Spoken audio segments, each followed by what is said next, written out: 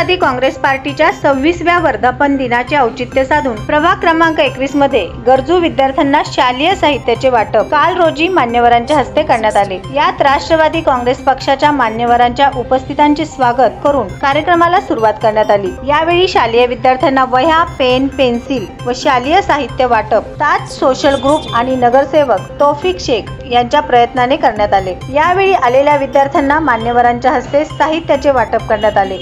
दरम्यान या कार्यक्रमाला प्रमुख उपस्थिती म्हणून राष्ट्रवादी काँग्रेस पक्षाचे राज्य प्रवक्ता उमेश पाटील, कार्यक्रमाचे अध्यक्ष राष्ट्रवादी काँग्रेस पक्षाचे शहराध्यक्ष संतोष पवार, शहर कार्याध्यक्ष जुबेर बागवान, राष्ट्रवादीचे ज्येष्ठ नेते दायमा शेखजी, महाराष्ट्र उपाध्यक्ष किसन जाधव, अदनान शेख, रिजवान मुल्ला, एजाज शेख, महाराष्ट्राचे सचिव इरफान एमडी शेख, राष्ट्रवादी महिला आघाडीचे शहराध्यक्ष जोगदनकर मॅडम, माजी नगरसेविका वाहिदा अप्पा शेख, तस्लीम इरफान शेख व दक्षिणचे पाटील ताई यांची उपस्थिती होती।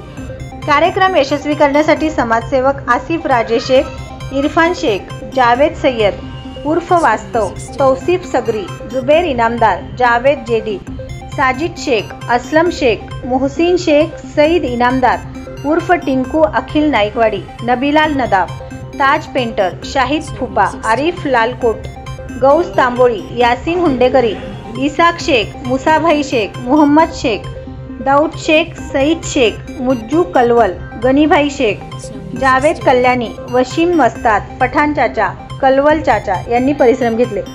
या कार्यक्रमाला नई जिंदगी येथील सिद्धेश्वर नगर तसेच इतर नगरातील सर्व जमातीचे अध्यक्ष व पदाधिकारी तसेच ताज सोशल ग्रुपचे कार्यकर्ते, शुभचिंतक व महिला भगिनी तसेच विद्यार्थी विद्यार्थिनी मोठ्या संख्येने उपस्थित होते।